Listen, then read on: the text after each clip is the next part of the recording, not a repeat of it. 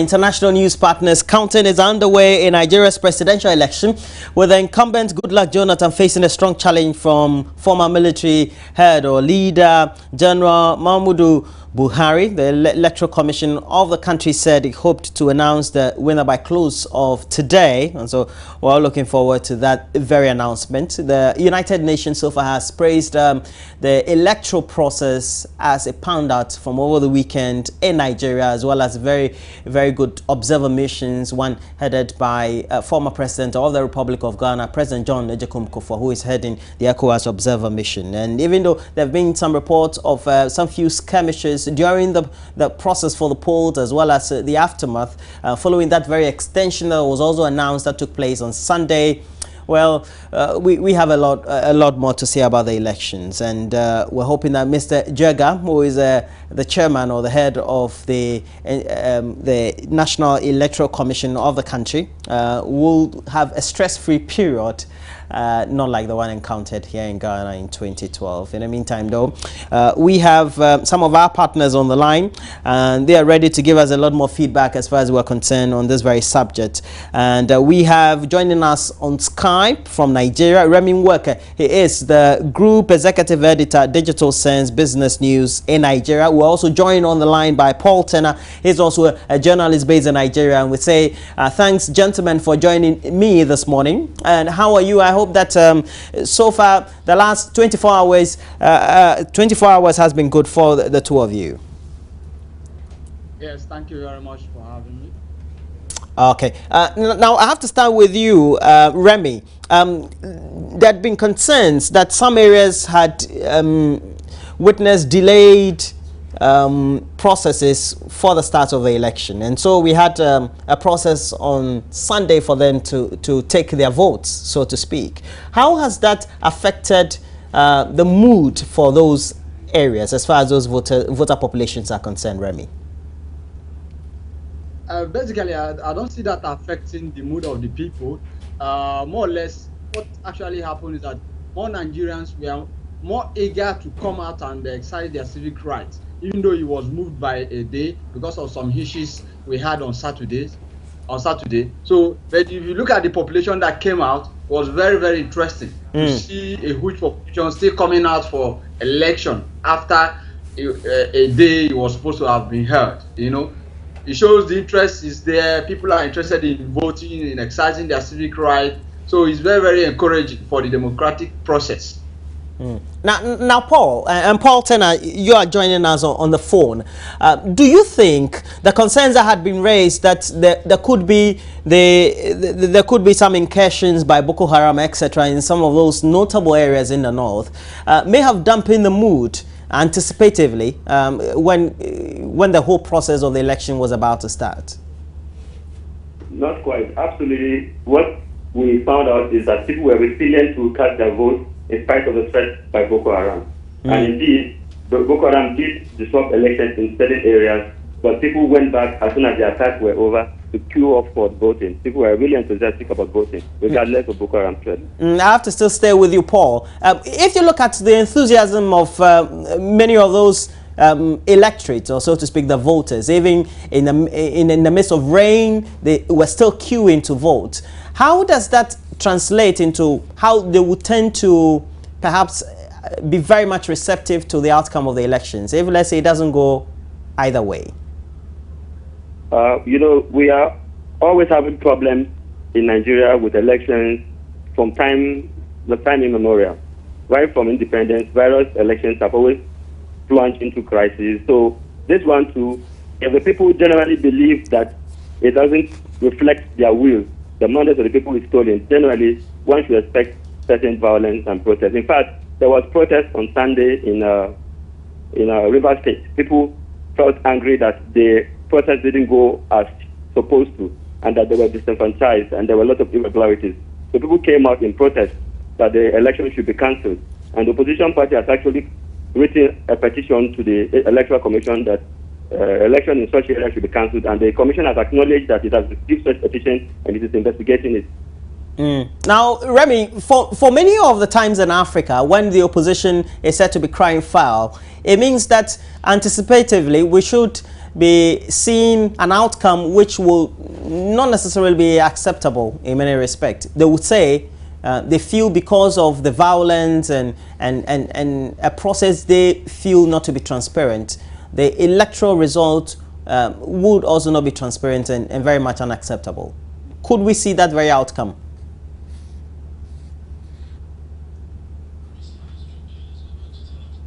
Are you talking to me? Yes, please, Paul. Okay, yeah. We have reasonable confidence in the Electoral Commission. The elections they did in 2011, in spite of the skirmishes, was still adjudged the best over the years compared to previous elections. So there is general belief that the Commission has integrity to do the right thing. So I think that the Commission will investigate, and if they found that there were indeed irregularities, they can call for cancellation and rerun in such areas. And what happens to the final outcome? That will be waiting until those are conducted, and then holistically we can have a complete result to be announced? That is quite unclear, because opposition is calling for cancellation in a number of areas, Akwa Ibom State and in Rivers State. And the Commission said it's investigating. So we don't know how they are going to do the process, because if they investigate, and they said they're going to announce results by the close of today. So that is quite confusing, how it's going to handle the vote. Now, Remy, we've seen protests, and these protests in many respects have been vis-a-vis conducted alongside the security that has been very tight in many of those areas. How does that in many respects make it difficult for not only the Electoral Commission but the security agencies to ensure that they keep the peace prior to or whilst they wait for the final results to be collated and also announced subsequently? Remy? Okay, we seem to have had Remy there, but of course the line dropped. Paul? Paul? Yes, I'm listening. These protests that we're witnessing, and then whilst they are ongoing, we're supposed to be having the security forces ensuring that there's supposed to be effective management of security and order. How? Yes, and that has not been left aside, because we understand that there was curfew in Bauchi State because of insecurity situation, and that there are also military deployment in certain areas that are volatile. In anticipation that should the election be announced and there are violence, there should be enough security people there to quell such violence. Do you think that's the process to wait for the final outcome or have a formal announcement by the Electoral Commission is too long? A lot of people are complaining that 48 hours that the Independent Electoral Commission has given is way too long, because in this day of social media, a lot of people are posting a lot of results online in social media, and so it's adding to the tension already around, because people have different figures bantering about, yet the Commission hasn't spoken officially.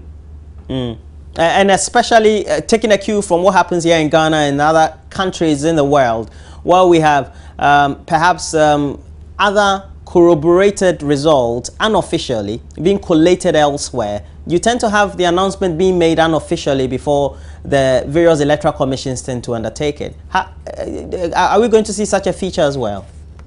Absolutely. Already, Nigerian newspapers are watched with results on areas where they believe that certain political parties has won, even though the Commission has warned against it, that people shouldn't take such results seriously. That it is only the Commission who has the authority to give out the figures of the election.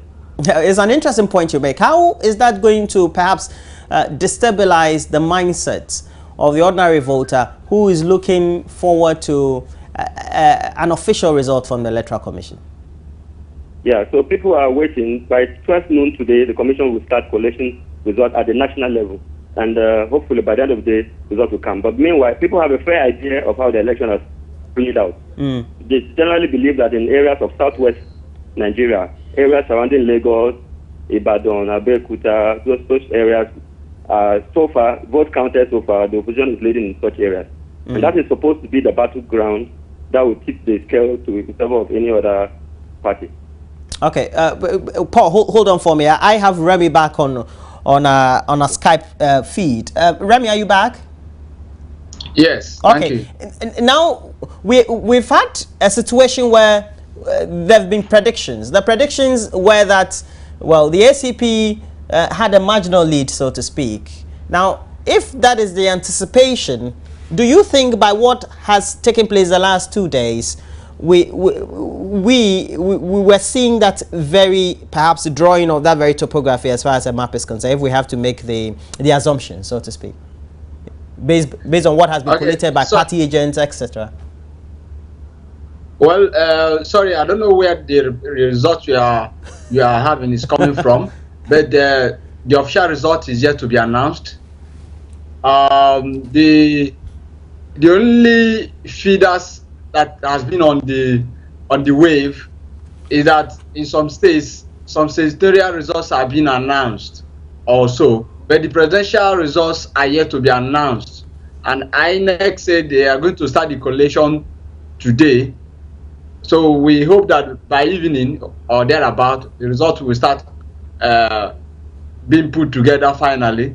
So is it wrong for anybody to assume that the result has been announced or that the APC is getting an upper hand? The only thing I will tell you is that there has been some level of people who are maybe party loyalists pushing some results online, which INEC by its own has also disowned and want people not to buy into, because it's not coming from INEC. So I will appeal that Nigerians should also listen to INEC, because we need trust at this point in time. We must trust INEC to be able to deliver on their promises, to be able to deliver on their goals. And if you don't trust them, that's the beginning of the crisis. But we have to trust them. I agree that there are some issues here and there in terms of delays or in terms of getting PVC to work as expected. But this, all of us know, our technology at times have some issues here and there. So the most important thing is that we must be very careful. We shouldn't accept anything below that is coming from INEC.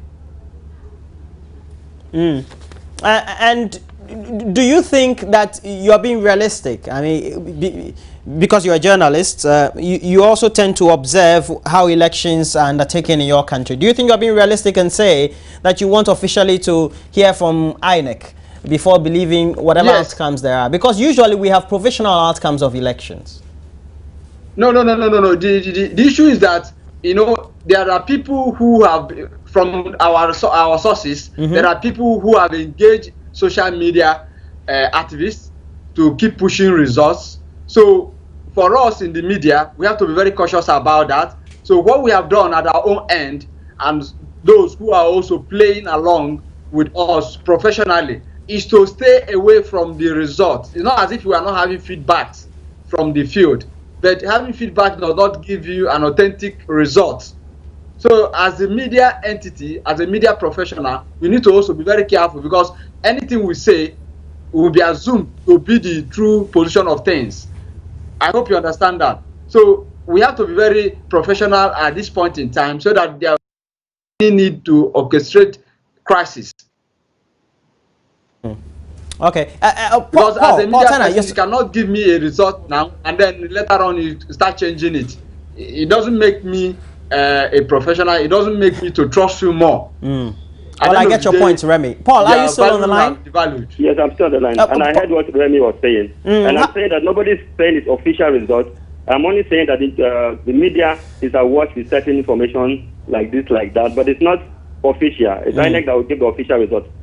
But Paul, how does it work? Because here in Ghana, we always have provisional results, and this is how it works. We have the parties having agents who are collating the result provisionally. Then we also have reporters that have been sent to perhaps each polling station and then coalition centers across the country. And so the media and some elements in the media and even civil society agencies tend to also collate provisional results. And somehow those provisional results are, whether they are speculated or communicated to the public, are sort of guidelines for the public to know or judge who is leading or who may not be leading, etc. Absolutely. There's no difference with the system in Nigeria. The only difference is that because of the history of violence, they have always warned that even if such media houses or journalists or observer groups have observed any trend, they should keep it to themselves so that they cannot hit the policy. Because the idea is, if you announce or project certain areas for certain parties and the official result turns out to be different, it could plunge the country into violence. So because of such situations, they have warned against people officially giving out results before the official result is announced. However, like I said, some media houses are already going ahead to do what you are saying, making provisional results out. Professionally, you think it's right? Absolutely, it's not right. Okay. Well, it's not right in the sense that it is not their responsibility to put results together and announce, because they could be wrong and it could cause confusion in the country. However, it gives the average voter an idea of the trend of how things are working. Remy. Yes. Okay. When organizations internationally like CNN, the BBC, etc., or even CBS or ABC, they tend to do it for the US presidential elections, we think it is more agreeable. Why is it that in Africa, when we have credible organizations that we think are that credible, tend to do provisional coalitional results, we think it is inappropriate? Or because the Nigerian experience is quite sensitive? You have to look at the history of every country. The history of every country determines the kind of information probably that you can retrieve from that particular society. So it is very, very important for us as gatekeepers to also take this into consideration. So it's not because CNN is doing it, CNBC is doing it, ABC is doing it, that we must do it locally here. We have to look at the terrain where we are operating, because if the country gets hot, it is us that will be affected, not those international organizations that we think that we are protecting, that we are trying to satisfy, that will be affected. It is us, our relations, our relatives, our families. So we need to also take history into consideration. And secondly, in every setting, it is important that we must take the path of peace. I agree with what Paul said there. We must also be very cautious about that. Those media organizations that are already putting up some provisional results, as you classified it, they have some political learning, and we don't want to buy into that, because at the end of the day, they create problem for the society, larger society. So we must be very careful. It's not because others are doing something that is wrong, then we must key into it. We must do what is expected so that the society will live at peace and move on and progress from where we are now to the next level that every person is expecting us to grow up to. Well, thank you very much. Remy Nwosu is the Group Executive Editor of Digital Sense Business Organization. And so we say thank you very much, Remy. Now, Paul, by the observation you're making and what is being speculated, also officially being reported, where do you think the election is heading? It's too close to call. Right. But there are already strongholds of the two political parties. So it's typically expected that the opposition will win in the northern part of the country, and it's typically expected that the incumbent will win in the southern part of the country, because of people normally vote along ethnic lines, usually ethnic and religious lines. For the most part, you might have one or two differences, but on the average, people tend to vote along those lines. So it's expected that the opposition will win in the north, and the incumbent will win in the south. Then the southwest becomes the real place that can tip the scale. And no official results yet, and so indeed it is wrong for anybody to bring out any figure. However, people have gone ahead to publish different things, different newspapers. Like he said, many of them have their own political interests, so they could be doing it for their selfish motives. But they are tipping it in favor of the opposition in some of the states, and some in favor of the incumbent. Okay. Who did you vote for, though? Oh, I didn't have to vote because I couldn't get my PVC. All right. So you do understand that many people are in the doldrums like you?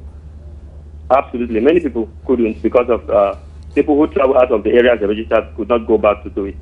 Right. Okay, thank you very much, Paul Tena, a journalist in Nigeria. We will link up with you again subsequently on this very channel throughout the day for you to give us all updates as far as the presidential as well as the senatorial elections are concerned in Nigeria. And next, we'll have to link up to our guest, and we'll be having in the studio Kamaldeen Abdullah. He's the National Nasarawa Coordinator of the MPP, and he will be joined to help us do the discussion by the Deputy Chief Executive of the National Youth Authority, Peter Otokuno. Do stay on. Next, we bring you AM Talk.